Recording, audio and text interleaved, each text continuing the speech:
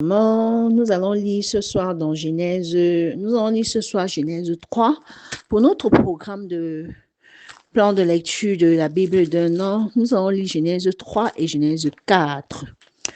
Ok. Genèse 3, Genèse chapitre 3. Le serpent était le plus rusé de tous les animaux des champs que l'Éternel Dieu avait fait. Il dit à la femme, Dieu a-t-il réellement dit, vous ne mangerez pas de tous les arbres du jardin? La femme répondit au serpent, nous mangeons du fruit des arbres du jardin. Mais quant au fruit de l'arbre qui est au milieu du jardin, Dieu a dit, vous n'en mangerez point et vous n'y toucherez point, de peur que vous ne mouriez. Alors le serpent dit à la femme, vous ne mourrez pas. Mais Dieu sait que le jour où vous en mangerez, vos yeux s'ouvriront et que vous serez comme des dieux, connaissant le bien et le mal. La femme vit que l'arbre était bon à manger et agréable à la vue, et qu'ils étaient précieux pour ouvrir l'intelligence. Elle prit de son fruit et en mangea.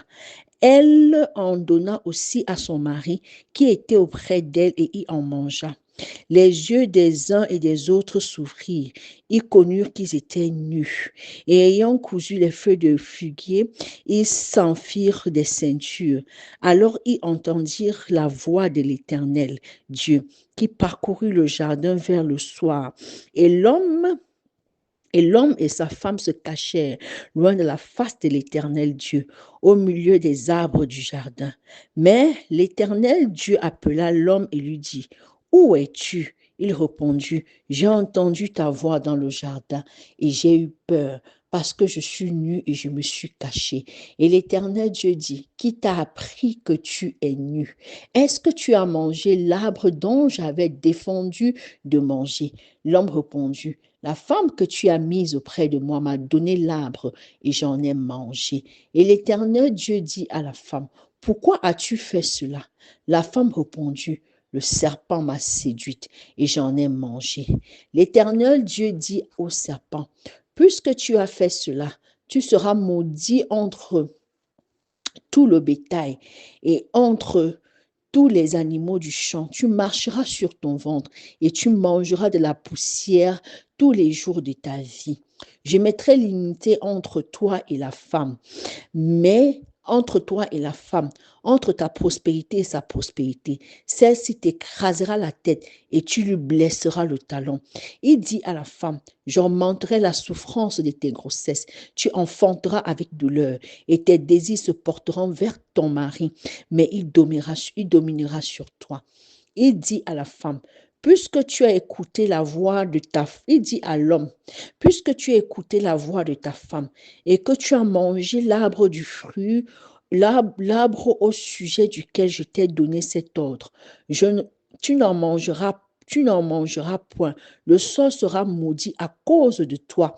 C'est à force de peine que tu en tireras ta nourriture tous les jours de ta vie. Il te produira des épines et des ronces, et tu mangeras des lèbres des champs. C'est à la sueur de ton front que tu mangeras du pain, jusqu'à ce que tu retournes dans la terre d'où tu as été pris, car tu es poussière, et tu retourneras dans la poussière. Adam donna à sa femme le nom de Ève, car elle était la mère de tous les vivants. L'Éternel Dieu fit à Adam et à sa femme des habits de peau et il en revêtit. L'Éternel Dieu dit, voici, l'homme est devenu comme l'un de nous pour la connaissance du bien et du mal. Empêchons-le maintenant d'avancer sa main, de prendre de l'arbre de vie et d'en manger et de vivre éternellement. Et l'Éternel Dieu le chassa du jardin d'Éden pour qu'il cultive la terre d'où il avait été pris. C'est ainsi qu'il chassa Adam et il mit à l'orient du jardin d'Éden les chérubins qui agite une épée flamboyante pour garder le chemin de l'arbre de vie. Amen.